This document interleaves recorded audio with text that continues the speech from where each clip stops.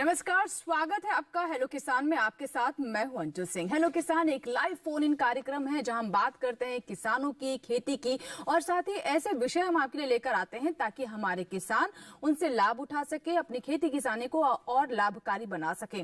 तो आज के विषय क्या है जिन पर आज हम आपके सवाल लेंगे और साथ ही विशेषज्ञ आपके सवालों के जवाब देंगे। सबसे पहले नजर डालते हैं उस पर। अगेती फूल गोभी की नर्सरी तैयार करना, यह हमारा आज का पहला विषय है। और दूसरा है पोषक गृह वाटिका से फायदा। तो दोनों विषय हमने आपको बता दिए। अगर आपके कोई भी सवाल हैं तो आप हमें 2 टोल फ्री नंबर्स पर कॉल कर सकते हैं। दोनों नंबर आपके लिए अगले 1 घंटे तक उपलब्ध रहेंगे। तो आइए नजर डालते हैं हमारे टोल फ्री नंबर्स पर। 1800-113060, दूसरा नंबर है 1800-113061। टोल फ्री यानी इन पर आपका कोई शुल्क नहीं लगेगा।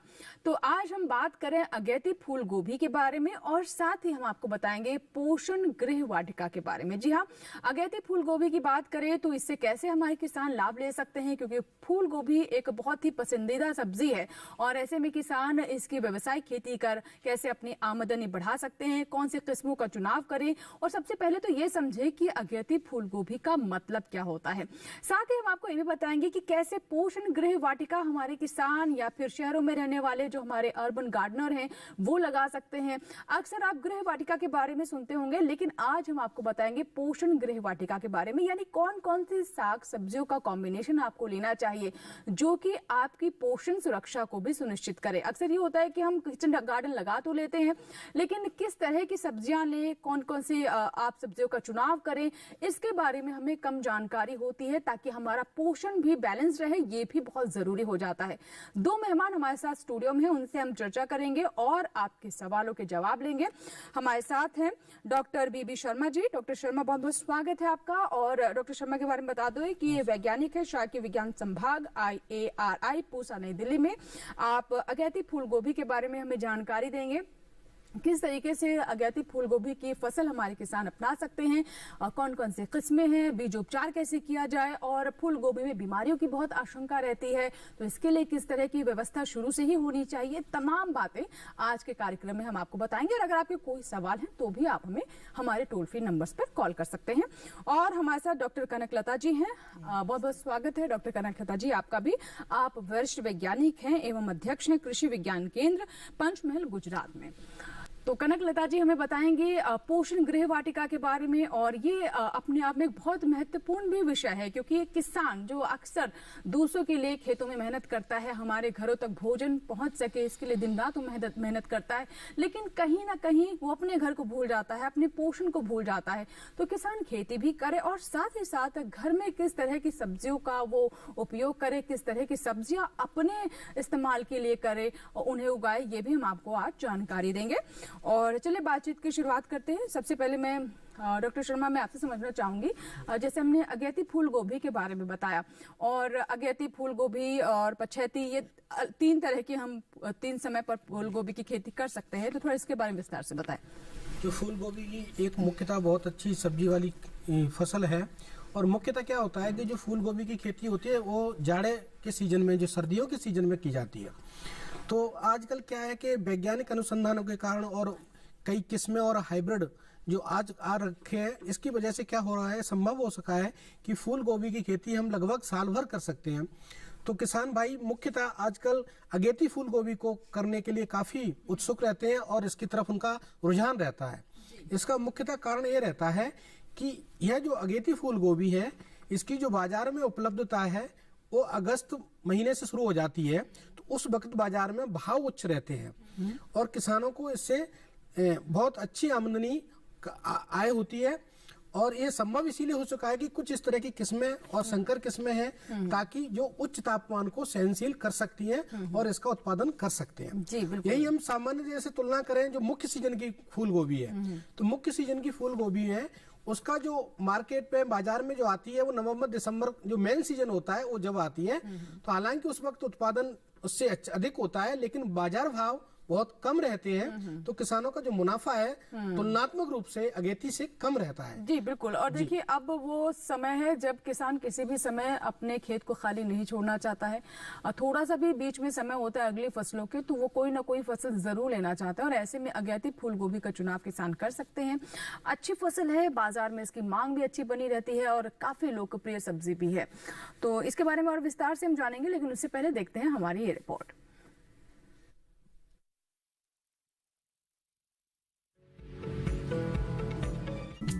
फूल गोभी की अगेती बुआई का समय मध्य मई से जून के बीच का होता है। वहीं रुपाई की बात करें तो 5 से 6 सप्ताह वाली पौध की रुपाई आप कर सकते हैं। इस समय आप अगेती फूल गोभी की नर्सरी तैयार करें। आप फूल गोभी की अगेती उन्नत किस्में जैसे पूसा दीपाली, पूसा कार्तिक संकर, पूसा अर्ली सिंथेटिक, पूसा मेघना, पूसा कार्तिकी, पूसा अश्वनी, पूसा हिमानी, अर्का कांति और काशी कुंवारी की नर्सरी तैयार कर सकते हैं। बिजाई के लिए अच्छी जमाव क्षमता वाला 500 से 600 ग्राम और संकर किस्मों के लिए 350 से 400 ग्राम बीज प्रति हेक्टेयर की दर से काफी रहेगा। नर्सरी में बीजों की बुआई के पहले बीजों को उपचारित जरूर कर ले। इसके लिए बावस्टीन या कैप्टॉन की 2 ग्राम मात्रा प्रति किलोग्राम बीज के लिए काफी रहेगी। अगेती फूल गोभी की नर्सरी छायादार और पर्याप्त नमी वाली जगह पर बनाएं। खेत की अंतिम तैयारी के समय 25 से 30 टन प्रति हेक्टेयर की दर से अच्छी तरह सड़ी हुई गोबर की खाद मिट्टी में मिला दे। रुपाई से पहले 120 kilogram nitrogen, 100 kilogram phosphorus, 60 kilogram potash व 10 किलोग्राम बोरेक्स प्रति हेक्टेयर और खेत की अंतिम तैयारी के समय आधी मात्रा में नाइट्रोजन और संपूर्ण मात्रा में फास्फोरस व पोटाश मिट्टी में मिला दे। शेष नाइट्रोजन को बराबर 2 हिस्सों में बांटकर एक हिस्सा रुपाई के 1 महीने बाद डालें। दूसरा हिस्सा फूल बनने की स्थिति में पौधों को मिट्टी चढ़ाते समय मिलाएं। अगेती फसल के लिए पंक्ति से पंक्ति और पौधे से पौधे की दूरी 45 से 30 सेंटीमीटर रखें। खरपतवार पर नियंत्रण के लिए रुपाई से पहले स्टॉम्प 3.3 लीटर प्रति हेक्टेयर की दर से छिड़काव कर हल्की सिंचाई करें।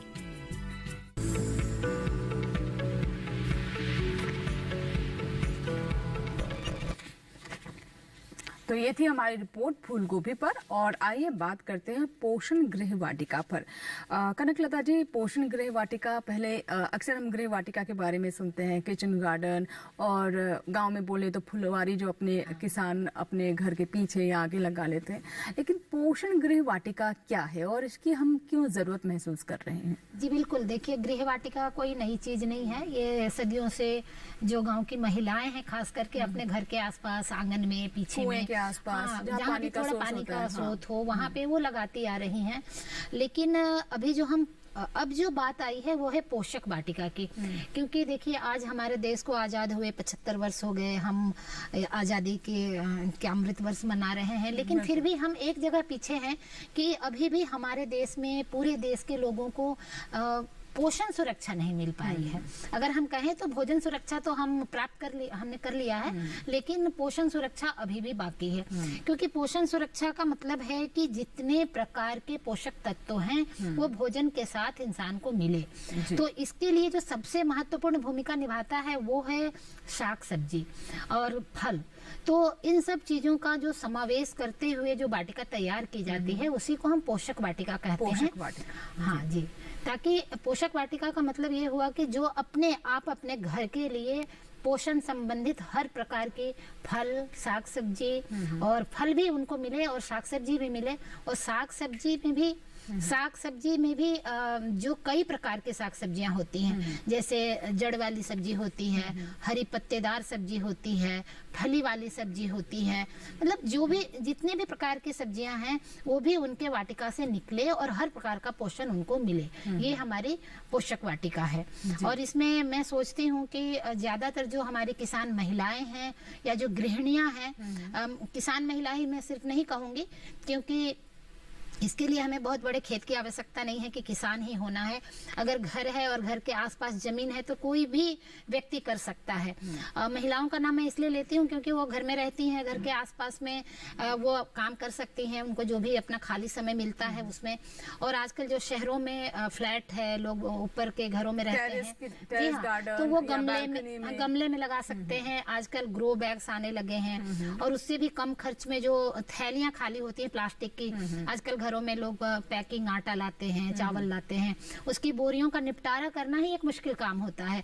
तो उन सबको अगर हम पोषक वाटिका में ले लें तो उसमें हम मिट्टी भर करके भी उगा सकते हैं। और इससे वजन भी कम होता है। मतलब कई बार होता है कि भारी भारी गमले आप छत पर रख लेते हैं तो दबाव पड़ता है छत पर या बालकनी में, तो हाँ बिल्कुल बिल्कुल। अच्छा हाँ, खर्च भी मतलब आपके छत का भी वजन कम होता है और उसके साथ साथ जो गमले लाने का जो खर्च होता है वो भी बहुत कम हो जाता है।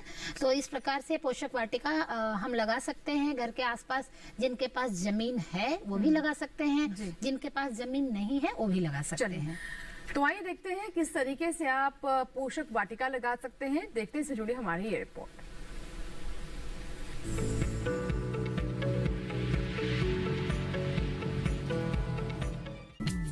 आजकल गृह वाटिका बनाने का चलन काफी बढ़ा है।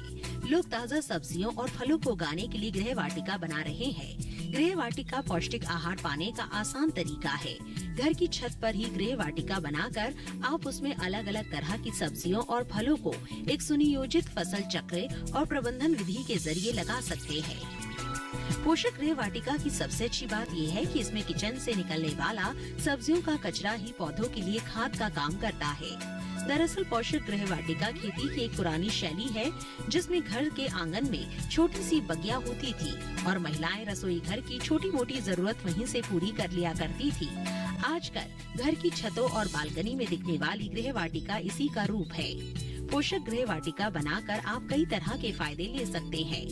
आप इस वाटिका में अपने मनपसंद की सब्जियों और फलों को पूर्ण जैविक तरीके से उगा सकते हैं। पोषक गृह वाटिका से न सिर्फ आपको पोषक तत्वों से भरपूर सब्जियां और फल घर पर ही मिल जाएंगे, बल्कि इससे आपके पैसों की भी बचत होगी।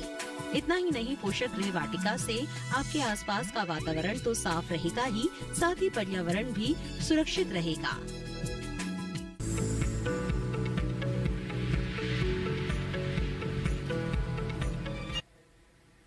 तो ये थी हमारी रिपोर्ट पोषक गृह वाटिका पर। अगर आपके कोई सवाल है, आप इस कॉन्सेप्ट के बारे में और विस्तार से जानना चाहते हैं, कोई जानकारी चाहते हैं, तो हमारे टोल फ्री नंबर्स पर आप कॉल कर सकते हैं। 2 टोल फ्री नंबर हम लगातार स्क्रीन पर आपके लिए फ्लैश करते रहेंगे, तो आपके कॉल्स का इंतजार रहेगा।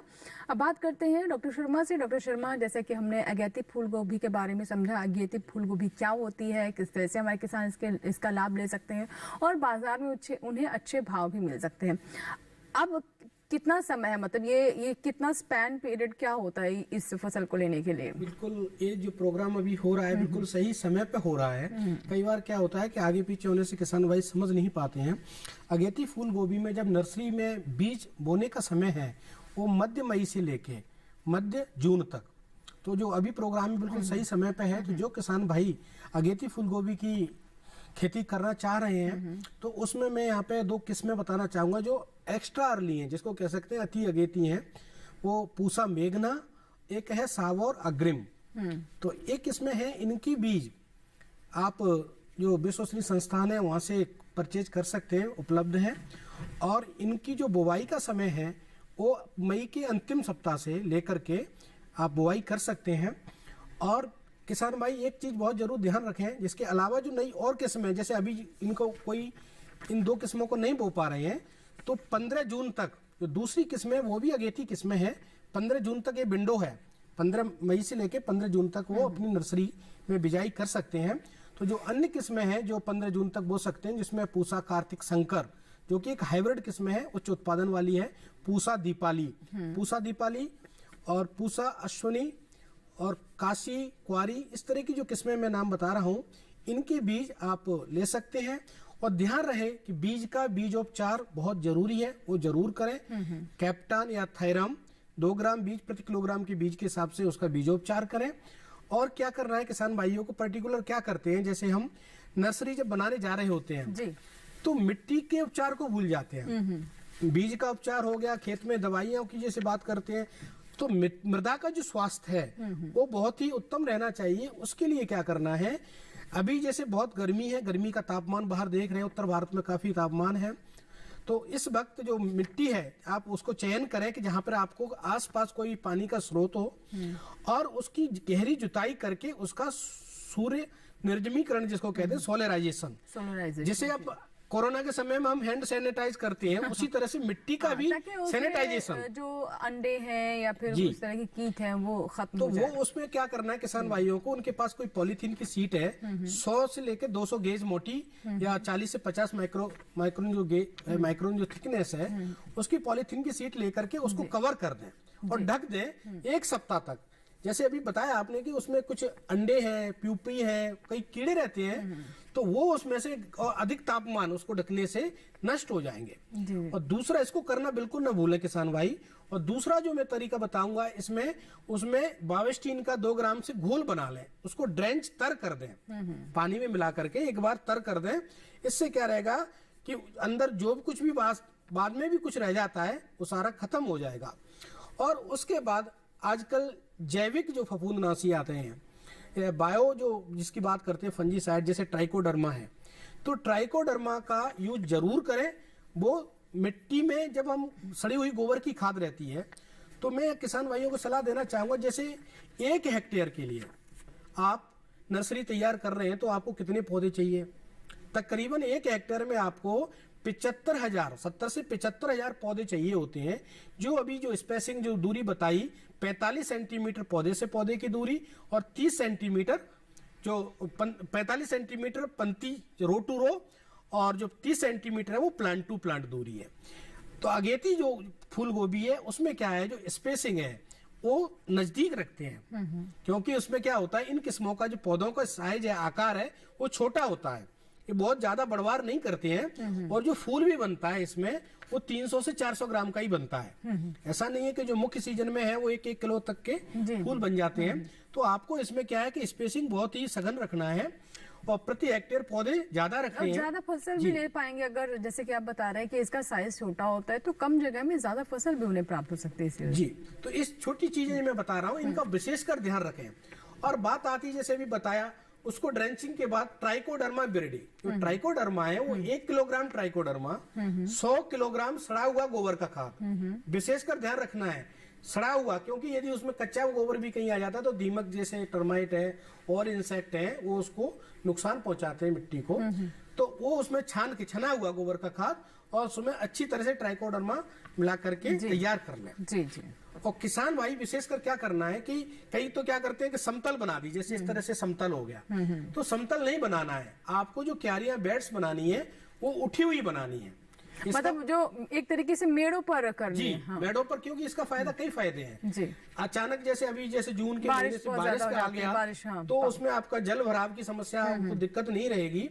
और जो बेड बना रहे हैं उनकी किसान भाई क्या है कि 3 मीटर लंबाई रखें और 2 से 2.5 2.5 मीटर मैक्सिमम वह उसकी जैसे लंबी चौड़ाई, तो आपको 45 सेंटीमीटर से 50 आधा मीटर रखना है। हाँ। इससे फायदा यह रहता है आधा मीटर रखने से कि आपने एक बेड बनाई, उसके साथ में पैरेलल दूसरी समानांतर दूसरी बेड बनाई, तीसरी बेड बनाई, तो 2 जो आपकी जो नर्सरी बेड है उनके बीच में जो चैनल है उस चैनल में किसान भाई सिंचाई कर सकते हैं। अच्छा, फसल भी ले सकते हैं दूसरी ना उसमें सिंचाई कर सकते हैं। अच्छा। उससे क्या रहेगा, जो अभी तापमान है, क्योंकि अभी जो मई में आप नर्सरी उत्पादन कर रहे हो, जून के महीने में तक चलेगी, तो उच्च तापमान रहता है, तो उससे जो माइक्रो क्लाइमेट है, एक सूक्ष्म जलवायु इस तरह से बनती है कि वहाँ तापमान थोड़ा ठंडक रहेगा और उसकी नमी भी रहेगी, नमी भी रहेगी।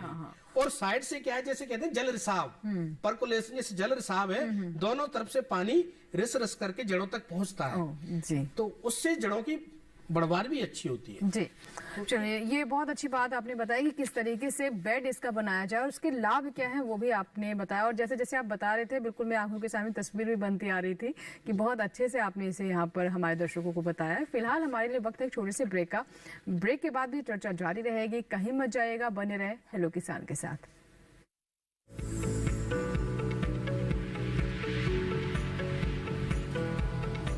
अरे भाई, सुना नहीं क्या? केसीसी ने किसानों का जिंदगी बदल दिया है। देश के छोटे किसान 1,60,000 रुपये तक का कर्ज बिना किसी गारंटी को ले पाएंगे। ब्याज खोरों से भी पीछा छुटा। मैं तो जैविक खेती का पूरा सामान मंगा लिया। केसीसी का भी कोई दबाव नहीं है। ब्याज चुकाने के लिए पूरा 1 साल मिलता है। समय पर भुगतान करने पर केवल 4% के सालाना ब्याज पे लोन मिल गया मुझे। अपना आधार कार्ड, लेटेस्ट फोटो और जमीन के कागजात लेके अप्लाई करो बस। और नामांकन भरने के लिए जेब भी ढीली नहीं करनी पड़ी।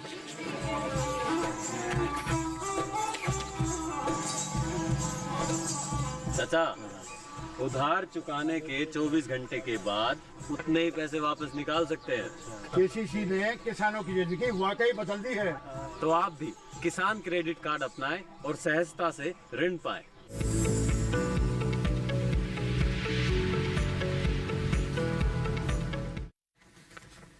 ब्रेक के बाद एक बार फिर आपका स्वागत है। आप देख रहे हैं लोग किसान। आज हम बात कर रहे हैं अगेती फूल गोभी के बारे में और साथ ही आपको जानकारी दे रहे हैं पोषक गृह वाटिका के बारे में।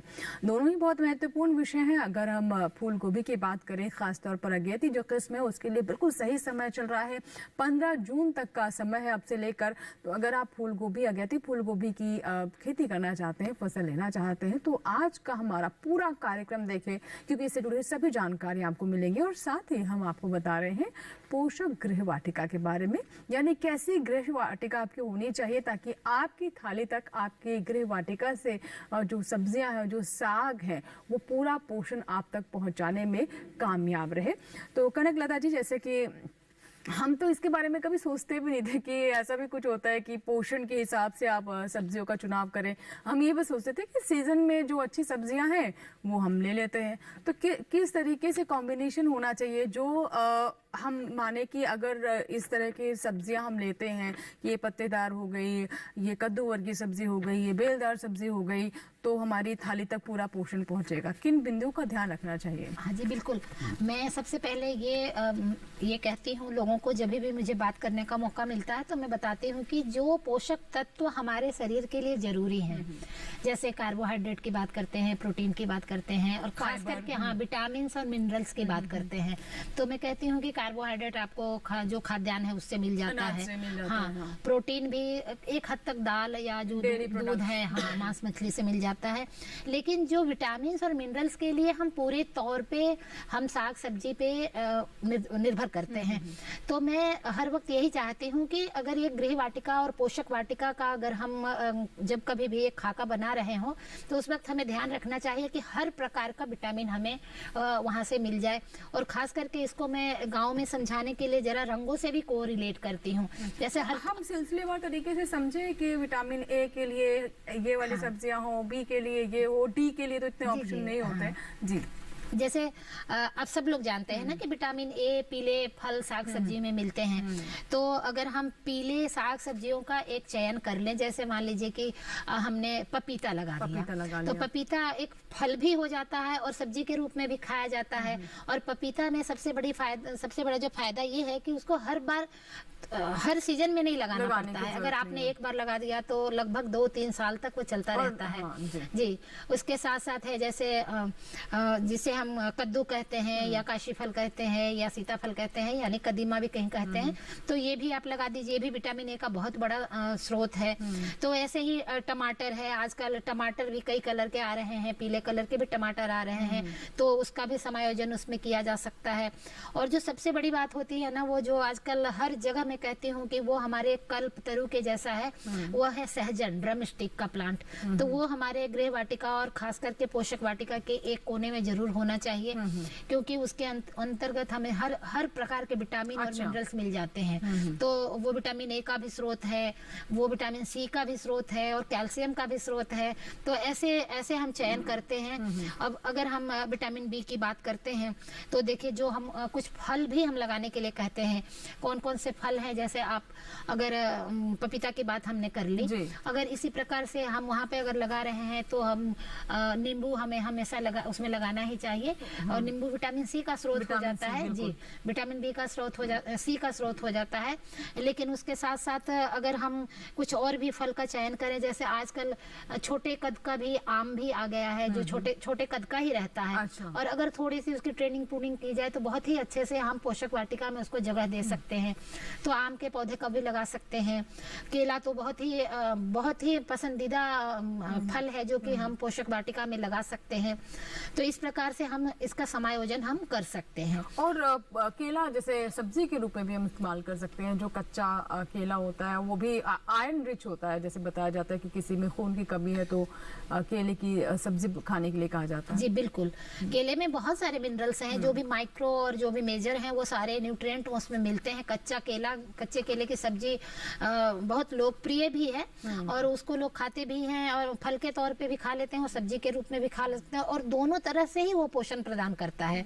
कच्ची सब्जी के रूप में भी खा सकते हैं तो उसमें विटामिन सी से लेकर के विटामिन बी, कई तरह के विटामिन उसमें मिलते हैं। और जब हम फल के रूप में खाते हैं तब भी उसमें हमें कैल्शियम की भी प्राप्ति हो जाती है, फास्फोरस की भी प्राप्ति हो जाती है। तो इस प्रकार से इन फलों से भी हमें प्राप्त होता है। लता जी, जैसे हमें ये बताइए कि जब हम आमतौर पर जिसको ये पोषक गृह वाटिका के बारे में इस पूरे कॉन्सेप्ट के बारे में नहीं सोच कर करता है, तो भिंडी हो गई, पालक हो गई, तोरी, टिंडा, लौकी, आलू तो नहीं, मतलब गृह वाटिका मैंने ज्यादा देखा। तो ये सबसे लोकप्रिय सब्जियां होती हैं जो आसानी से हो भी जाती हैं, बहुत ज्यादा इनको देख रेख की जरूरत नहीं होती है। तो ये सही रहता है क्या?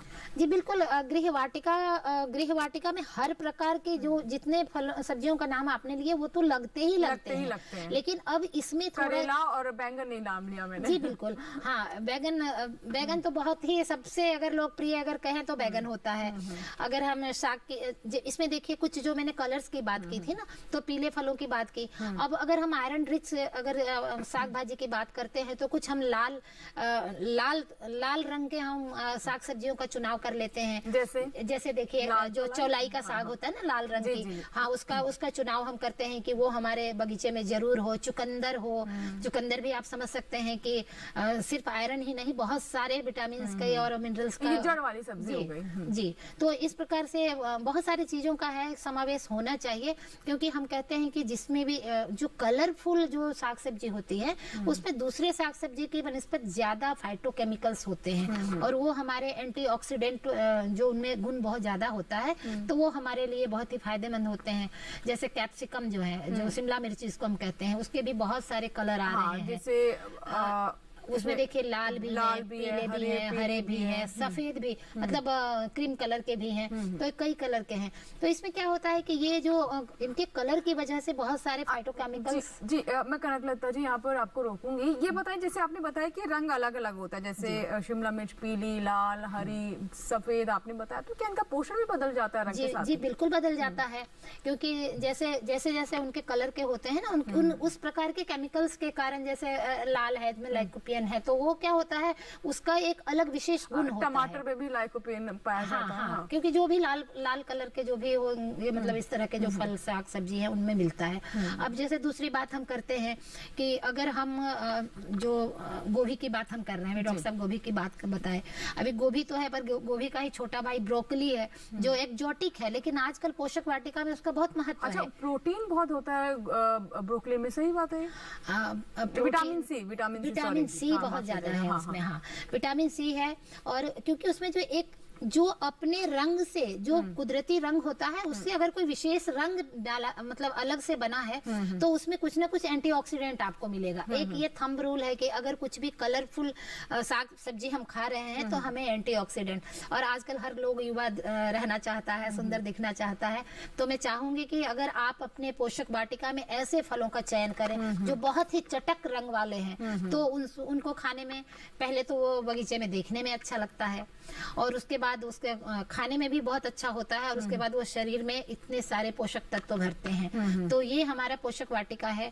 कनक जी, आपने जड़ वाली में सिर्फ चुकंदर का नाम लिया, लेकिन गाजर है, इसके अलावा हम देखते हैं मूली है, और कई जगहों पर तो सूरन भी लिया जाता है, तो सलगम ये है, सूरन जड़ वाली भी लेनी चाहिए और ये भी अच्छी रहती है। जी जी बिल्कुल लेनी चाहिए। मैंने तो वो लाल रंग में सिर्फ चुकंदर का नाम लिया क्योंकि उसका इतना खूबसूरत रंग होता है।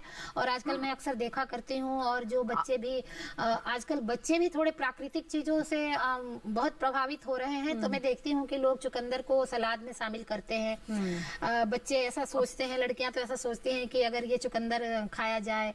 चुकंदर का उपयोग आजकल लोग कुदरती लिपस्टिक के रूप में करने लगे हैं। तो ये बहुत सारी चीजें हैं, हलवा बीटरूट, हलवा बीटरूट, बहुत सारी लोगों में चीजें आजकल जागरूकता फेमस आने हैं। लगी है। और ये जागरूकता बहुत ही गुड साइन है, बहुत ही अच्छी निशानी है कि हमारे देश में इस प्रकार की जागरूकता आए। तो हम अपने जो हमारा एक जो अपना दूसरा टारगेट है पोषण सुरक्षा की, उसकी तरफ हम कदम बढ़ा रहे हैं, हम मंजिल तक पहुंच पाएंगे। जी, जी। तो अगर आपने जो जड़ वाली सब्जियों की बात की, तो जो सूरन जिमीकंद है वो बहुत ही अच्छी चीज है, और बहुत सारे मिनरल्स के वो स्रोत हैं।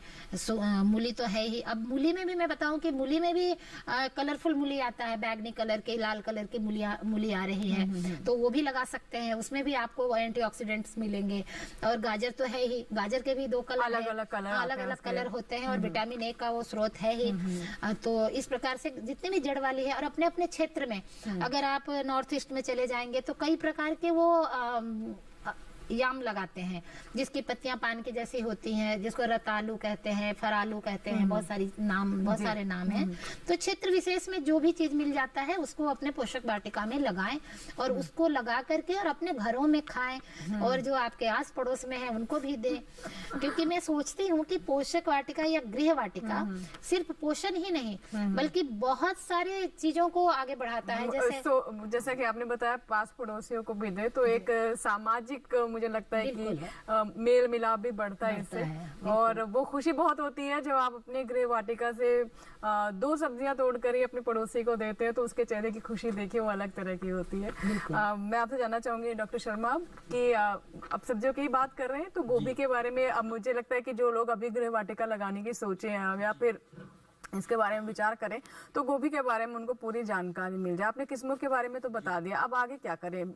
ये तो बता दिया कि बेड इस तरीके से तैयार करें ताकि सिंचाई भी के बारे में भी थोड़ा मैडम ने बताया, तो उसकी न्यूट्रिशनल वैल्यू को हाईलाइट करना चाहूंगा कि ये गोभी का जो भी कुल है, फैमिली है, इसमें 4-5 मेंबर हैं इसमें। फूल गोभी, पत्ता गोभी, ब्रोकली, नौलखोल जिसको गांठ गोभी कहते हैं, और एक केल, करम साग, केल होता है। तो इसमें क्या होता है कि जैसे फूल गोभी है, इसमें काफी न्यूट्रिशन वैल्यू है, विटामिन सी का अच्छा सोर्स है, मिनरल सोडियम है, पोटास है, फास्फोरस है। और इसके अलावा जैसे पत्ता गोभी, कैबेज, विटामिन सी का बहुत अच्छा सोर्स है। और इसमें जैसे अभी ब्रोकली की बात चली, तो ब्रोकली में एक कंटेंट रहता है जिसका केमिकल बायोएक्टिव कंपाउंड रहता है जो ग्लूकोरेफेन, तो यह एक एंटी कैंसरस प्रॉपर्टीज होती है। अच्छा, हाँ, जितनी भी जो क्रूसीफर वेजिटेबल जैसे मैं बता रहा हूँ, तो इसको सेवन करने से क्या है कि एंटीऑक्सीडेंट और एंटी कैंसरस प्रॉपर्टीज रहती हैं। और जैसे नौल खोल हुआ, गांठ गोभी हुई, तो ये पोटास का बहुत अच्छा सोर्स है पोटास के लिए, जिसमें कई किस्में हैं।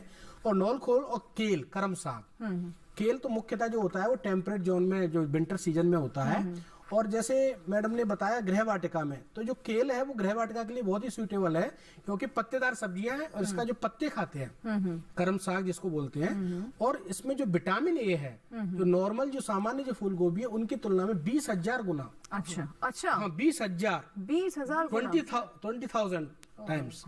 तो इसके पत्ते इतने, क्योंकि ये एक्सोटिक है, हमारी क्या है फूडिंग हैबिट में अभी नहीं आ पाई। हमारी फूडिंग हैबिट है लेकिन ज्यादा, ये हम ग्रो कर सकते हैं, मतलब ये अच्छे से पैदा हो जाए। बिल्कुल अच्छे से ग्रो कर सकते हो, विशेषकर गमलों में ग्रो कर सकते हो, अच्छा। छत पे कर सकते हो, बालकनी में कर सकते हो। लेकिन इसमें विशेषकर क्या है, इनकी पत्तियां ही खाई जाती हैं। इसमें इस तरह का कोई, जैसे कि बंद गोभी में जैसे बंद आता है, फूल गोभी में फूल आता है, और ब्रोकली हो गया, ये भी काफी न्यूट्रिटिव वैल्यू वाली है। तो न्यूट्रिशन के हिसाब से सारे जो इतने भी जो कोल क्रॉप्स हैं, 4-5-6 जो मैंने बताई, वो काफी मुख्य, इन सब की इंडिजिनस हमारे देश में वैरायटी डेवलप की जा चुकी है। अच्छा। अब हम ऐसा नहीं है कि बाहर से इनके बीज लाने की जरूरत हो, हमारे यहाँ पर हमारे कृषि संस्थानों ने सबने अच्छा, ये विकसित भी किया एक रहती है कि इस तरह की एग्जॉटिक जो वेजिटेबल्स हैं, वो सब्जियां जो हमारे यहाँ की जलवायु में नहीं उगेंगी भी कि नहीं उगेंगी, तो थोड़ा सा किसानों में मुझे लगता है, और साथ ही जो भी इस तरह के किचन गार्डन लगाना चाहते हैं उनके दिमाग में ये आशंका भी रहती है कि हमारे यहाँ के तो है नहीं, तो ये हमारे यहाँ पैदा होगी भी कि नहीं होगी, तो ऐसा तो नहीं है। नहीं, बिल्कुल, आपने ऐसा लगता है लोगों को पहले के एग्जॉटिक है, ये बाहर की है, तो एग्जॉटिक मोस्टली ज्यादातर वो यूरोपियन टाइप्स हैं, तो वो टेम्परेट सीजन में, जैसे हम ब्रोकली के कई किसान भाई क्या फिर हम करते हैं, सर्दियों में तो खरीद सकते सर्दियों हैं, में, हाँ। सर्दियों में सारी एग्जॉटिक जो भी यूरोपियन टाइप है, वो लेट्यूस हो, चाहे आपका चाइनीज को वो कैबेज हो, चाइनीज कैबेज है, पाक चोई है, तो वो सारी इसमें हम लगा सकते हैं जी। अब मेन बात जैसे अभी हम कर रहे थे चर्चा, जैसे फूल गोभी जो अगेती फूल गोभी है, जो व्यावसायिक खेती की हम बात करते हैं, जिसमें कि मुनाफे की बात होती है, किसान भाई इसकी तरफ काफी रुख अपना रहे हैं, तो इसमें बीज का चुनाव, बीज जैसे मैंने बताया अभी किसमें उनका लेकर के बीज का उपचार जरूर करें। जी। कई क्षेत्रों में क्या होता है कि कुछ जैसे उनको पता रहता है कि बीमारियां हमारे फील्ड में आती ही आती हैं, पिछले अनुभवों के आधार पर या कोई क्षेत्र विशेष में, जी जी। जैसे कि कुछ एक बीमारी है काला सड़न, जिसमें क्या है कि पत्ते काले हो जाते हैं किनारों से, जी। और अंग्रेजी के वी अक्षर के अनुसार उसमें जो उसके सिम्टम है, लक्षण है, वो दिखाई देना शुरू होता है। तो इसके लिए किसान भाई क्या करें, एक दवा आती है स्ट्रेप्टोसाइक्लिन, स्ट्रेप्टोसाइक्लिन आता है, उसका 250 मिलीग्राम दवा जी 1 लीटर वाटर पानी, उसमें उसका सॉल्यूशन बनाकर उससे बीज उपचार करें, जी। बीज को सारा बीज है, और 2 घंटे तक उसको छाया में सुखाएं। ठीक है। अब इसके करने के बाद मैंने अक्सर देखा है किसान भाई क्या करेंगे कि वो नर्सरी, जैसे मैंने बताया पहले नर्सरी कैसे तैयार करें, उसके बाद वो बीज क्या है कि लाइन में नहीं बोने के बजाय वो बीज को ब्रॉडकास्ट कर दे, छिटकाव कर देते हैं, बीज लिया और ऐसे उन्होंने फेंक दिया, उसे छिटकाव विधि से कर दिया। तो ये विशेष ध्यान रखें, क्योंकि अर्ली कॉलीफ्लावर जो अगेती फूल गोभी है, उसका बीज बहुत महंगा होता है। इवन मैं यहाँ पे एक रफली प्राइस बताना चाहूँ किसान भाइयों के लिए, यदि वो प्राइवेट सेक्टर का कोई बीज, में नाम नहीं लूंगा, प्राइवेट सेक्टर का कोई भी बीज खरीदना चाहे, वो 60,000 से लेकर 70,000 किलोग्राम आता है, 60 से 70,000 रुपए का 1 किलोग्राम आता है जी। और जो पब्लिक सेक्टर है, उसके जो बीज का जो कॉस्ट है, वो जो सामान्य किस्म है उसको 3 से 4,000 प्रति किलोग्राम से मिल जाती है, जी। और जो हाइब्रिड है, संकर है, वो 15 से 20,000 में। चलिए, मुझे यहाँ पर ब्रेक लेना होगा, और ब्रेक के बाद जब वापस आएंगे तो और इसे विस्तार से हम समझेंगे, और दर्शकों के कॉल्स का भी हम इंतजार रहेगा। फिलहाल छोटा सा ब्रेक।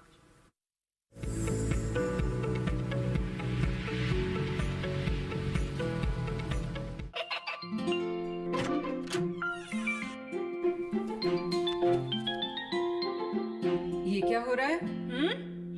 काशवी, इतने कम मार्क्स?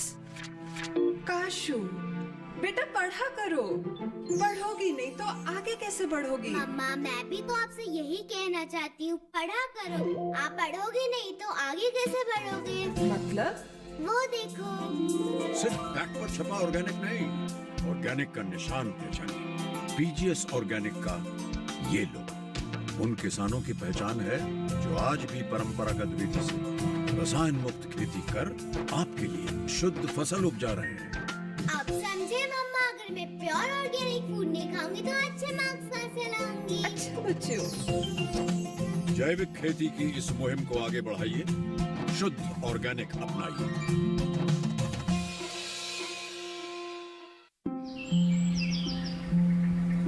अरे क्या कर रहा है? इधर इधर इधर, हम बोल रहे हैं तेरे बीजू का। उतला बोल रहा है? हाँ, पक्षियों से तो हम खेत को बचा लेते हैं, पर इन घातक रसायनों से कैसे बचाएं? मतलब? देख बेटा, तू जो ये अंधाधुंध रसायन मिलाता है ना, मिट्टी की सेहत बिगड़ने लगी है, और जब माटी ही कमजोर पड़ जाएगी तो उपज कैसे सेहतमंद होगी?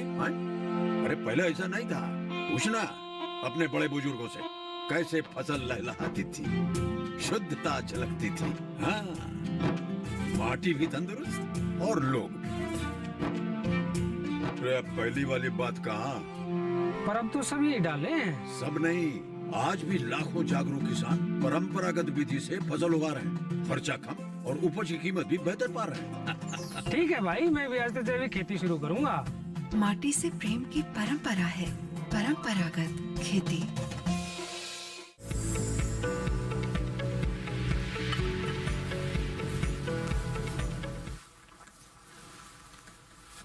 ब्रेक के बाद एक बार फिर आपका स्वागत है। आप देख रहे हैं लोग किसान। आज हम बात कर रहे हैं अगेती फूल गोभी के बारे में और साथ ही पोषक गृह वाटिका के बारे में भी हमने आपको जानकारी दी। बहुत सारी बातें हमने आपको बताई हैं और चर्चा को आगे बढ़ाते हैं। डॉक्टर शर्मा, आप कुछ बातें बता रहे थे फूल गोभी से जुड़ी हुई, जो बीच में हमें ब्रेक लेना पड़ा था तो बात नहीं पूरी हो पाई थी आपकी। जी, मैं बताना चाह रहा था कि जो अगेती फूल गोभी में जो केस में हाइब्रिड है, इनकी बीज है, इनकी जो लागत है, जो प्राइस है, वो काफी उच्च रहता है। तो किसान भाइयों को क्या करना चाहिए, जब भी इनकी बीज की बिजाई कर रहे हैं तो बीज को ब्रॉडकास्टिंग, जिसको छिटकाव विधि कहते हैं, उससे नहीं करना चाहिए। उससे आपकी जो बीज की मात्रा है वो बहुत अधिक लगता है। और यही आप यदि लाइन सोइंग करेंगे, पंक्ति में एक पंक्ति जैसे लाइन ऐसे खींच ली लकड़ी से और उसमें बीज डालोगे तो आपका यही बीज 200 ग्राम से 250 ग्राम तक बीज की बचत हो जाएगी 1 हेक्टेयर में, जिसका प्राइस तकरीबन 10 से 15 हजार रुपए है। अच्छा, तो आप 10 से 15 हजार रुपए में बता रहा हूँ। तो आप ये 200-250 ग्राम तक बीज बचा पा रहे हैं, वो लाइन सोइंग की वजह से। और इससे क्या होता है कि बीमारी जैसे आती है, आर्द्र गलन आता है जिसमें, वो भी बहुत कम आता है। और क्या करना है, जैसे अभी आपने बीज की बिजाई कर दी, उसके बाद क्योंकि अगेती किस्म में जब नर्सरी की तैयारी कर रहे हैं अगेती सीजन में, तो इसमें विशेषकर उसका केयर बहुत जरूरी है। जैसे सामान्य फूल गोभी की नर्सरी होती है उसमें इतना केयर नहीं जितना कि अगेती में है। तो केयर करने के लिए जैसे तापमान बहुत उच्च है, लू चल रही है, गर्म हवा चल रही है, तो इससे बचाने के लिए आपको क्या करना है कि उसको कवर करना है दिन के समय में। तो कवर करने के लिए 2 तरह के 3 तरह के मैं कुछ यहाँ पे आपको सलाह देना चाहूंगा। इसमें एक चीज आता है सरकंडा, जिसको सिरकी कहते हैं, जो लोकली आपके आसपास आपके खेतों में उपलब्ध हो सकता है सरकंडा। और दूसरा आता है मार्केट में ग्रीन शेड नेट। तो ग्रीन शेड नेट आता है 75%, 75% छायादार, आप ऐसे बोल सकते हैं। उसको यूज करें या सरकंडी को यूज करें। और एक किसान भाई यदि दोनों को यूज नहीं कर रहे हैं, सामान्य लगा रहे हैं, तो यह हमारे यहाँ अध्ययन से पाया गया है कि जो किसान भाई सामान्य रूप से लगा रहे हैं उनमें जो बीज का अंकुरण है, क्योंकि तापमान उच्च है, मृदा का भी तापमान अधिक है, बाहर वातावरणीय तापमान अधिक है, गर्म लू चल रही है, तो जो अंकुरण है इस समय वो 50 से 53%, 50-55% तक अंकुरण हो पाता है। आप सोचिए, आप 800 ग्राम बीज डाल रहे हो, 700 से 800 ग्राम बीज, तो अंकुरण आपका 50%, 50%, तो बीज आपका कॉस्ट जो 50-60 हजार तक का बीज है, उसकी लागत है वो अधिक है, तो आपका यहाँ पे बहुत नुकसान हो रहा है। इसीलिए उसको ग्रीन शेड नेट से जरूर छाया दें या सरकंडे से। सरकंडा यदि आपको मिल जाता है वो ग्रीन शेड नेट से भी ज्यादा ठीक रहता है, क्योंकि आगे जून के महीने में अचानक तेज बारिश आती है, तो ग्रीन शेड नेट से नर्सरी में बारिश से नहीं बचा सकता, वो छाया से बचाता है। और जो सरकंडा रहेगा, जो आपका सिरकी का बना हुआ रहता है, वो आपको तेज बारिश से भी उसको बचा सकता है। तो दिन के समय में उसको ढक के रखें और शाम को उसको निकाल भी सकते हैं। जी जी, ठीक है। कनकलता जी, जैसे कि हम पोषक गृह वाटिका की बात कर रहे हैं, तो एक सवाल मेरे मन में है कि सारी सब्जियां सारे सीजन में नहीं होती है। जैसे हम पत्तेदार सब्जियों की बात करें तो हम सर्दियों में देखते हैं कि खूब पत्तेदार बथुआ है, पालक है, मेथी है, इनकी भरमार रहती है। वहीं अगर इस सीजन की बात करें, जो अभी थोड़ा ग्रीष्मकालीन सीजन है, इसमें इस तरह की सब्जियां नहीं होती हैं। तो कैसे हम पोषण को सुनिश्चित करें, तब कैसे कॉम्बिनेशन करें सीजन के हिसाब से? देखिए, मैंने बताया कि हमारे लिए आज अगर पोषक गृह वाटिका में मैंने कल्पतरु की बात की थी, वो था ड्रम स्टिक का। हाँ, तो ड्रम स्टिक एक ऐसा प्लांट है जिसकी पत्ती को आप पूरे साल उपयोग कर सकते हैं। और मैंने पहले भी बताया और आप सुनते भी होंगे कि वो हर प्रकार के मिनरल का स्रोत है। तो सबसे पहली बात है कि आप सहजने की जो एक पौधा तो हर पोषक वाटिका में होना ही चाहिए। एक तो वो पूरे साल आपको हरी साग सब्जी भी, हरी पत्ती भी देगा। उसके साथ जो याम होते हैं ना, कोलोकेसिया ग्रुप के, जैसे जिसको हम कहीं कच्चू कहते हैं, घुइयां कहते हैं, तो उन सब को भी लगा दें। तो जब वो अरवी की बात कर रही हूँ, हाँ, तो उसकी पत्तियां भी खाई जाती हैं। तो वो भी आपको जब ऑफ सीजन में, जब आपको ये बथुआ मेथी नहीं मिल रहा है, तो आप अरवी की पत्ती का भी प्रयोग कर सकते हैं। उसके अलावा जो चौलाई की भाजी है, ये चौलाई की भाजी राउंड द ईयर आप लगा सकते हैं, हर साल। अच्छा। पूरे साल के हर सीजन में आप उसको लगा सकते हैं। उसका अंकुरण हो जाता है और वो अच्छी प्रकार से होता है, क्योंकि देखिए उसकी पत्तियों को ही खाया जाता है, इसलिए बहुत मेहनत की जरूरत नहीं होती है। अंकुरण अच्छा हो जाए और जैसे ही उसमें पत्तियां आने लगे, थोड़ी बड़ी हो, तो आप काट के खा सकते हैं। और कुछ आजकल तो कुछ वैरायटी ऐसी भी आ गई है जिसकी आप कटिंग करो, पानी डालो, फिर से दोबारा उसमें, हाँ, मल्टी कटिंग वाली आ जाती हैं, तो इन सबको लगाया जा सकता है। तो पूरे साल आप हरी पत्तेदार साग सब्जी का आनंद भी ले सकते हैं, पोषण भी और ले हरी सकते हैं। प्याज भी ले सकते हैं ना उसमें? हाँ, हरी प्याज का भी उपयोग कर सकते हैं, प्याज है, लहसुन है, इसको भी कर सकते हैं। डॉक्टर साहब ने जैसे केल बताया, ऐसे केल को भी हम लगा सकते हैं। जैसे अभी अब अगेती गोभी लग सकती है, तो शायद अगेती केल भी लग सकता है। तो ये इन सब चीजों को भी, जो नई चीजें हैं, जो नई चीज आ रही है ना, वो भी किसान लगाए। और गृह वाटिका या पोषक वाटिका एक बहुत ही अच्छा प्रयोगशाला है, जहाँ पे छोटे स्तर पे लगाया जा सकता है। जो इतने महंगे बीज हैं, वहाँ पे आप थोड़ा से लगा करके देख सकते हैं, आपका एक ट्रायल भी हो जाएगा। आप बड़े जगह पे लगाने के लिए आप तैयार भी हो सकते हैं। तो ये भी एक है। और जो दूसरी बात मैं कहना चाहती हूँ कि अभी हमारे देश में प्राकृतिक खेती की बहुत एक मिशन के रूप में हमारे माननीय प्रधानमंत्री जी भी ने भी चलाया है, और गुजरात में तो एक मुहिम बन चुका है, हर जगह प्राकृतिक खेती की बात की जा रही है। तो ये प्राकृतिक खेती की शुरुआत पोषक वाटिका से बहुत अच्छे तरीके से हो सकता है। और चूंकि वो वहाँ पे लगाया हुआ फल सब्जी लोग खुद घर में खाते हैं, इसलिए उनको बहुत ज्यादा प्रेरणा की जरूरत नहीं होती है, क्योंकि उन्हें खुद खाना होता है। तो वहाँ पे वो प्राकृतिक रूप से जो प्राकृतिक खाद है या जो प्राकृतिक खेती के मेन बीजामृत है, जीवामृत है, उन सब का भी प्रयोग बहुत आसानी से करते हैं और बहुत ही इच्छा से करते हैं, क्योंकि वो डायरेक्ट कंज्यूम करना है और खुद को खाना है, इसलिए वो प्रेरित रहते हैं।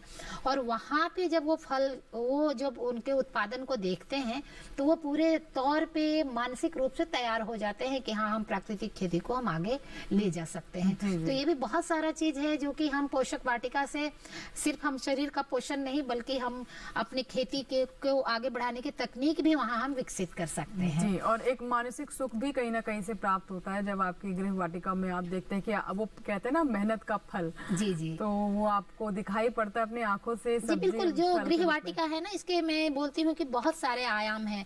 जो सबसे पहले तो हमने शारीरिक, जो हमें पोषण मिलता है, मानसिक, और शारीरिक में सिर्फ पोषण की बात नहीं है, एक व्यायाम की भी बात है। मान लीजिए घर में अगर गृह वाटिका या पोषण वाटिका लगा हुआ है, तो आप देखेंगे कि जो जिसने किया है, मान लो गृहिणी ने किया है या किसान ने किया हो या जो भी जिसका भी घर है उसने किया है, तो कुछ दिनों तक तो वो अकेला भले ही करे, लेकिन धीरे धीरे परिवार के सभी लोग उसमें जुड़ जाते हैं और बच्चे भी जुड़ जाते हैं। तो उनका एक तरह से व्यायाम भी होता है और उनके मानसिक विकास भी होता है। तो ये जो शारीरिक भी हुआ, उसके अलावा मानसिक की भी बात कर, जो आपने बोला, एक सुकून होता है, एक छोटा सा कोना हरियाली सा है।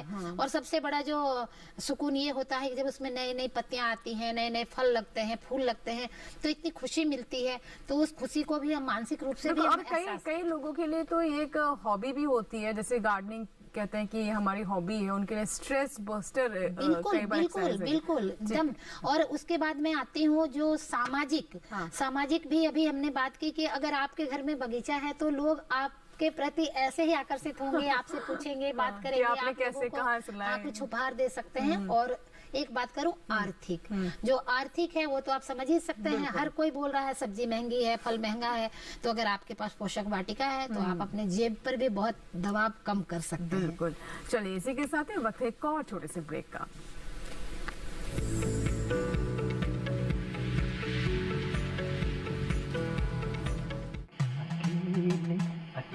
अरे वाह भैया, अकेले अकेले। अरे तू भी ले, पर खाएगा कैसे? मैं ऑर्गेनिक खेती की बात कर रहा रे बेटे। अकेले अकेले खेती कब तक करेगा? मतलब गांव में 20-25 किसानों का समूह बना के पंजीकरण करवा ले, फिर सरकारी ट्रेनिंग भी मिलेगी और मुफ्त जैविक बीज खाद भी।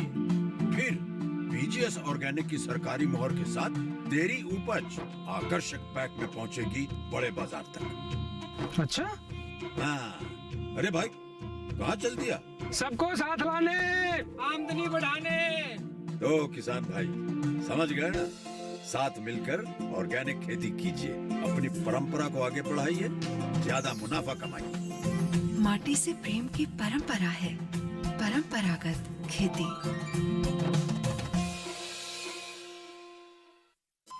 अरे सुन तो। मुझे क्या सुनाना चाहते हो? जो सुनाओ मेरे सौतन को। किसको? अरे वही तुम्हारा मोबाइल फोन, जिससे सुबह शाम दिन रात चिपके रहते थे और कहते थे किसान कॉल सेंटर से बातें हो रही हैं। अच्छा, ये बात है। हाँ, क्यों? क्या हुआ? अब बात नहीं होती क्या? अब तो झट से बात हो जाती है। ऐसा क्या? हाँ, अब तो ज्यादा लाइनें और खास तकनीक के कारण खेती के माहिरों से तुरंत बात हो जाती है। और अगर कभी लाइन व्यस्त हो तो अपनी समस्या फोन पर रिकॉर्ड करा दो, वहाँ से फोन आ जाता है और समस्या के हल का मैसेज भी आ जाता है। ये देखो आ गया। अरे वाह, इसका मतलब इंतजार की घड़ी अब खत्म। हाँ। तभी मैं सोचूं कि आजकल मुझ पर इतना प्यार क्यों आ रहा है। कृषि संबंधी समस्याओं का अपनी भाषा में तुरंत हल पाने के लिए पूरे भारत में किसी भी फोन से हेल्पलाइन नंबर पर संपर्क करें। किसानों का दोस्त किसान कॉल सेंटर।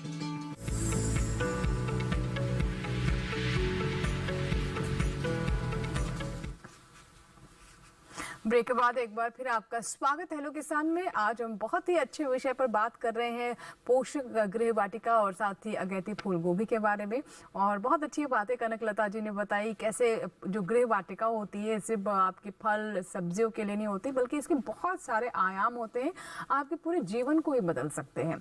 चलिए चर्चा को और आगे बढ़ाते हैं। डॉक्टर शर्मा, जैसे कि आप बता रहे थे कि बीज दर कैसी होनी चाहिए, मतलब किस तरीके से बिजाई की जाए, उसके बाद क्या करें? किसान भाइयों को बिजाई करने के बाद उनको मुख्यतः क्या करना है कि जैसे मिट्टी में पानी लगाया तो मृदा में जल को संरक्षित करने के लिए, ताकि और उसमें अंकुरण अच्छे से हो बीज का, तो मल्चिंग एक ऐसी प्रक्रिया है, मल्चिंग जो जरूर करें, जिसमें क्या है कि आसपास उनके पास सूखी घास है, पत्ते हैं, उसको वो नर्सरी में जो बेड है उसके ऊपर, यानी नमी जो है वो ट्रैप एक तरीके से करना है, कंजर्व करना है उसको, क्योंकि तापमान बहुत अधिक है, वो एकदम बाहर से नमी उड़ जाता है। और दूसरा, ताकि तापमान अच्छा रहेगा, कवर रहेगा उससे, और अंकुरण अच्छे से होगा, जो बीज है वो अंकुरित अच्छे से होते हैं। तो उसको जब आप कवर कर देंगे सूखी घास से, तो 4 से 5 दिन बाद जब अंकुरण हो जाए तो उसको निकालना भी ना भूलें। यदि आप 10 दिन तक वो घास डली रहने दी आपने वहां पर, तो क्या होता है कि बीज जैसे नर्सरी आपकी बड़ी हो गए पौधे, तो वो घास में फंस जाते हैं, तो टेढ़े मेढ़े हो जाते हैं। जब फिर आप बाद में घास निकालोगे तो उखड़ने का, टूटने का डर रहता है। तो 4-5 दिन बाद किसान भाई उसको जरूर निकाल लें। और बात आती है सिंचाई की, क्योंकि इस समय बहुत गर्मी है और गर्मी के समय में आप नर्सरी उगा रहे हो, एक बहुत ही एक चुनौती भरा कार्य है। तो सिंचाई के लिए मुख्यतः क्या करना है, उनको सुबह या शाम, दिन के समय सिंचाई नहीं करें, सुबह या शाम हल्की सिंचाई करें। और जो चैनल्स हैं 2 क्यारियों के बीच में, उनमें 4-5 दिन बाद पानी भर दें। वो भी पानी पूरा नहीं भरना है, 3/4 तक भरना है। और इसके अलावा जैसे कहीं किसान भाई की समस्या आती है, वो कहते हैं कि इसमें कुछ कीड़े लग रहे हैं और जो खा रहे हैं पत्तियों को, ये अक्सर ये बताते हैं इस सीजन में। तो मुख्यतः जो नर्सरी अगेती जब उगाते हैं तो उसमें एक कीड़ा आता है जिसका नाम है पेंटेड बग। इसको पहचानने का तरीका है, छोटा कीड़ा होता है और ऑरेंज जैसे कलर का होता है, ऑरेंज संतरी कलर का, और काले काले इसमें धब्बे रहते हैं, और ये पत्तियों की निचली सतह पर रहता है। रेड बीटल जिसे कहते हैं वही, इसको पेंटेड बग, जिसको पेंटेड बग है, तो ये नीचे से खुरच करके उसको खाता है। अच्छा। तो किसान भाइयों में इस सीजन में काफी आता है और ये नुकसान पहुंचाता है। तो उसके लिए जरूर वो, यदि इस तरह का दिख रहा है, समस्या ज्यादा आ रही है, तभी दवा का स्प्रे करें। यदि 1-2 कीड़ा है तो अननेसेसरी, अनावश्यक दवा नहीं डालें। फिर भी इस तरह का यदि कोई ज्यादा प्रकोप है कीड़े का, पहचान लें, तो उसमें एक दवा मैं बता रहा हूँ, स्पाइनोसेट दवा है, 25 SC सॉल्यूबल कंसंट्रेशन की दवा आती है। उसको 3 ml दवा 10 लीटर पानी में घोल करके वो उसका स्प्रे कर लें। दूसरा, यदि ये नहीं मिल रहा है तो एंडोक्सीकार्ब ये है, इसको आप 3 ml 10 लीटर पानी में मिला करके घोल सकते हैं। और इसके अलावा जो मुख्य जो समस्या है, जो कई किसान भाइयों की जो दिक्कत रहती है, वो है डैम्पिंग ऑफ, इसको आर्द्र गलन कहते हैं, आर्द्र पतन भी कहते हैं। उसमें क्या होता है कि आप पानी बहुत दे रहे हो, तापमान भी उच्च है, तो उच्च तापमान और आर्द्रता, ह्यूमिडिटी है, तो उसमें क्या होता है कि जो आपकी सीडलिंग है, पौध है, वो नीचे से गलना शुरू हो जाती है। जिसमें जो फंगस है, कवक है, पाइथियम फाइटोप्थोरा कॉम्प्लेक्स है, ये इस तरह का नुकसान करते हैं उसमें, और वो ऊपर से ऐसे लुढ़क जाती है, टॉपल डाउन ऐसे लुढ़क जाती है। यदि उनको सिम्टम है, यदि इस तरह से दिख रहे हैं, पौधे बड़े हो रहे हैं छोटे 10-15 दिन के और लुढ़क रहे हैं, तो वो डैम्पिंग ऑफ से मर रहे हैं, आर्द्र पतन से मर रहे हैं। उसके लिए किसान भाई जरूर इसमें बोविस्टीन 2 ग्राम प्रति लीटर के हिसाब से उसका छिड़काव करें, या ट्राइकोडर्मा है वो भी इसके लिए बहुत ही लाभदायक है, उसका स्प्रे करें। और इसके बाद इसमें हार्डनिंग की जो प्रक्रिया है, जो मैं लास्ट में बताना चाहूंगा, बहुत महत्वपूर्ण है। जब भी बीज की जिसकी पौधों की रुपाई करें, तो तकरीबन पौधों की जो उम्र है वो 42 दिन 40 से 42 दिन तक होनी चाहिए और 4-5 दिन पहले पानी की सिंचाई रोक दें ताकि पौधे सख्त हो जाएं और उखाड़ने से पहले उसमें हार्डनिंग करें और जब रोपाई करें मेन फील्ड में मुख्य फील्ड में तो उसको ट्राइकोडर्मा विरिडी सॉल्यूशन है उसमें डिप करके ही लगाएं तो खेत में पौधे आपके मरेंगे नहीं अच्छे से और ये समस्याएं भी नहीं होगी जी। कनकलता जी, क्योंकि अब बिल्कुल समय समाप्त हो रहा है, कार्यक्रम को हमें यहाँ पर समाप्त करना होगा। अंत में कुछ आप चाहती हैं जो बातें हमने चर्चा में शामिल नहीं की, हमारे दर्शकों को बताना चाहिए? जी बिल्कुल, जैसे पोषक वाटिका में मैंने जो बात की साग सब्जी और फलों की बात की, पर मैं चाहूंगी कि इसमें मैं ये भी एक बात डालूं कि कुछ जो औषधीय पौधे होते हैं वो भी हमारे पोषक वाटिका में अवश्य हों, जैसे पुदीना है और आजकल तो एलोवेरा की ऐसी वैरायटी आ गई है जो सब्जी के रूप में भी उपयोग होता है और सौंदर्य प्रसाधन के रूप में भी होता है। तुलसी भी देखा और कई बीमार, हाँ जी हाँ, तुलसी भी ऐसी है, सलाद के रूप में खाने वाली भी तुलसी कई आ गई हैं। तो इन सब चीजों का भी समावेश किया जाए और साथ ही साथ कुछ न कुछ ऐसे ऑर्नामेंटल और फूल के पौधे भी हों जो मानसिक सुकून मिले। कभी हम पूजा कर रहे हो, घर की सजावट कर रहे हो तो हमें इधर उधर भटकना न पड़े, हमें अपने ही वाटिका से मिल जाए। तो ये कुल मिलाकर के हमारी जो एक वाटिका हो ये बहुत ही खूबसूरत हो, जहाँ पे हमें सुरक्षा, पोषण सुरक्षा मिले, सुरक्षित जगह मिले और बहुत ही सुकून भरा हमें एक माहौल मिले और पूरा परिवार वहाँ मिलकर के हम काम करें और अपने जो भारत के लिए जो एक कदम है आगे बढ़ाने की पोषण सुरक्षा, उसमें मिलकर के हम आगे बढ़ सकें। बहुत बहुत शुक्रिया कनकलता जी, और मुझे भी बहुत अच्छा लगा आज इस विषय पर चर्चा करके। लगा ही नहीं कि 1 घंटा हम इस पर बात करते रहे। बहुत बहुत धन्यवाद। धन्यवाद। और इसी के साथ ही आज के हमारे हेलो किसान में फिलहाल इतना ही, लेकिन अगले अंक का विषय क्या है आइए डालते हैं उस पर नजर। कल का हमारा विषय है प्याज की खुदाई और भंडारण प्रबंधन, और साथ ही नाशपाती की तुड़ाई और भंडारण। ये है हमारे कल के विषय। इनसे जुड़े अगर आपके कोई सवाल है तो आप हमें ईमेल कर सकते हैं। हमारा ईमेल पता नोट कर लें, hellokisan2015@gmail.com। इसके साथ ही आप फेसबुक के माध्यम से भी हमें संपर्क कर सकते हैं। फेसबुक पर जाएं, सर्च में हेलो किसान टाइप करें। आप अपने सवाल वॉल पर या फिर मैसेंजर के माध्यम से हम तक पहुंचा सकते हैं, जिन्हें हम कार्यक्रम में आगे शामिल करेंगे। आप जान लें हमारा हेलो किसान कॉल सेंटर नंबर, ये टोल फ्री नंबर है 1800113060। सोमवार से शनिवार सुबह 6 बजे से रात 10 बजे के दरमियान आप कॉल कर सकते हैं और अपने सवाल रिकॉर्ड करा सकते हैं, जिन्हें हम विशेषज्ञों के सामने रखेंगे। चलते चलते आपको ये भी बता दें कि अब हेलो किसान आप हमारे YouTube चैनल पर भी देख सकते हैं। इस QR कोड को स्कैन करें और देखें DD किसान चैनल के YouTube चैनल पर हमारे ये सभी कार्यक्रम। इसी के साथ यहाँ लेंगे आपसे इजाजत। उम्मीद करते हैं कि आज जो जानकारी हमने आपको पोषक गृह वाटिका के बारे में दी है और अगेती फूल गोभी के बारे में हमने आपको जानकारी दी है, जरूर आप उसका लाभ उठाएंगे और अब सिर्फ गृह वाटिका ही नहीं बल्कि पोषक गृह वाटिका पर ज्यादा फोकस करेंगे। बने रहे दूरदर्शन किसान के साथ। नमस्कार।